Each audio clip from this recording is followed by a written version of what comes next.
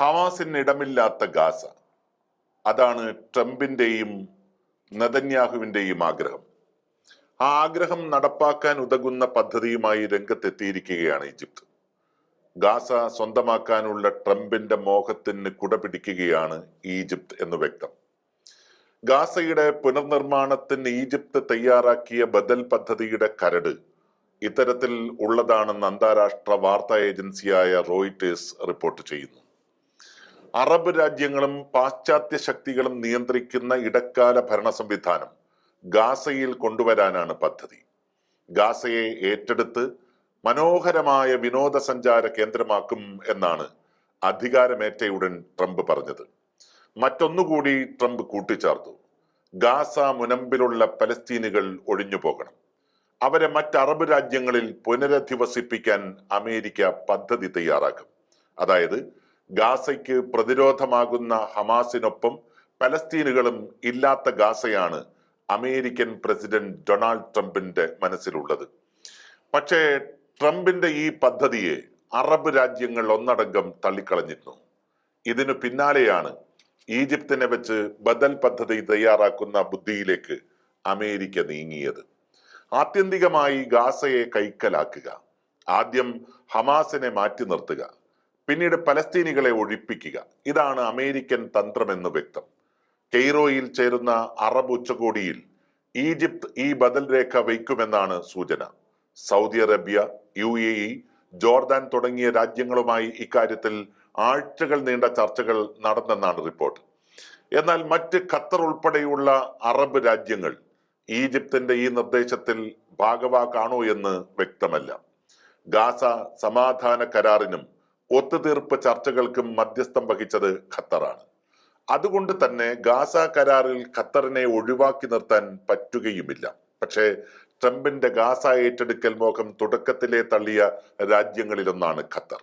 അതുകൊണ്ടായിരിക്കാം അമേരിക്കയോട് കൂടുതൽ വിധേയത്വമുള്ള ഈജിപ്തിനെ ഗാസ പദ്ധതി തയ്യാറാക്കാൻ അമേരിക്ക ഏൽപ്പിച്ചതും. ഗാസ സമാധാന കരാർ ചർച്ചകളിൽ നിന്ന് ഖത്തർ ഒരു ഘട്ടത്തിൽ മാറി നിന്നപ്പോൾ അത് ഏറ്റെടുത്ത് നടത്തിയത് ഈജിപ്താണ്. ഗാസയ്ക്കായി രാജ്യാന്തര സുരക്ഷാ സേന ഒരുക്കുമെന്നാണ് ബദൽ പദ്ധതിയിൽ പറയുന്ന മറ്റൊരു പ്രധാന നിർദ്ദേശം. എന്നാൽ ഗാസ പുനർനിർമ്മാണത്തിന്റെ ചെലവ് ആര് വഹിക്കുമെന്ന് പദ്ധതിയിൽ ഈജിപ്ത് പറയുന്നില്ല. മാത്രമല്ല, ഹമാസിനെ മാറ്റി നിർത്തി ഗാസയെ മുന്നോട്ട് കൊണ്ടുപോകുന്നത് എങ്ങനെ സാധ്യമാക്കുമെന്നും വ്യക്തമല്ല. ഈജിപ്തിന്റെ ഈ നിർദ്ദേശം ഒരുപക്ഷെ അറബ് രാജ്യങ്ങൾക്കിടയിൽ തന്നെ ഭിന്നതയ്ക്കും കാരണമാകാം. ഇതെല്ലാം മുന്നിൽ കണ്ട് അമേരിക്കയുടെയും ഈജിപ്തിന്റെയും തന്ത്രങ്ങളും ട്രംപിന്റെ തന്ത്രങ്ങൾക്ക് അറബ് രാജ്യങ്ങൾ തലവയ്ക്കുമോ എന്നാണ് ഇനി കണ്ടറിയേണ്ടത്. ഇപ്പോഴും ഗാസയിൽ സമാധാന കരാർ ലംഘനം ഇസ്രയേൽ മുറയ്ക്ക് തുടരുന്നുണ്ട്. ഗാസയിലേക്കുള്ള റമദാൻ സഹായം പോലും ഇസ്രയേൽ തടയുന്നുവെന്നും റിപ്പോർട്ടുണ്ട്. വീർപ്പ് മുട്ടിച്ച് ഗാസക്കാരെ തുരുത്തുക തന്നെയാണ് ജൂതരാഷ്ട്രത്തിന്റെ ബുദ്ധി. അതിനൊപ്പമാണ് ഇപ്പോൾ ഈ ഈജിപ്തിന്റെ ബദൽ പദ്ധതിയും. ആദ്യം പലസ്തീനിലെ പാവങ്ങളെ ഹമാസിന്റെ പേരിൽ കൊന്നൊടുക്കി, പിന്നെ ചികിത്സ നിഷേധിച്ചു കൊന്നു, ആശുപത്രികൾ തകർത്തെറിഞ്ഞു. ഒടുവിൽ സമാധാന കരാർ നിലവിൽ വന്നിട്ടും അന്താരാഷ്ട്ര സഹായങ്ങൾ തടഞ്ഞും ദ്രോഹിക്കുന്നു. ലോക പോലീസ് ചമഞ്ഞ് എല്ലാത്തിനും കുടപിടിച്ച് അമേരിക്കയും. ഗാസ മുനമ്പിലും പലസ്തീൻ പ്രദേശത്തും അമേരിക്കയ്ക്കും ഇസ്രയേലിനുമുള്ള ബിസിനസ് താല്പര്യങ്ങളും പകൽ പോലെ വ്യക്തമാണ്. സൂയൽ കനാലിന് ബദലായി ഇസ്രയേൽ നിയന്ത്രണമുള്ള കനാൽ പോലും ഇവരുടെ മനസ്സിലുണ്ട്. അതിന് തന്നെയാണ് ഗാസ മുനമ്പിനെ സ്വന്തമാക്കാൻ അമേരിക്ക ആഗ്രഹിക്കുന്നത്. ഇതെല്ലാം വ്യക്തമായി അറിയാവുന്ന ഈജിപ്തും സൗദി പോലുള്ള അറബ് രാജ്യങ്ങളും പുതിയ ഗാസ നിർദ്ദേശം മുന്നോട്ട് വയ്ക്കുമ്പോൾ അതിനു പിന്നിലെ അറബ് തന്ത്രം എന്തെന്ന് വ്യക്തമല്ല.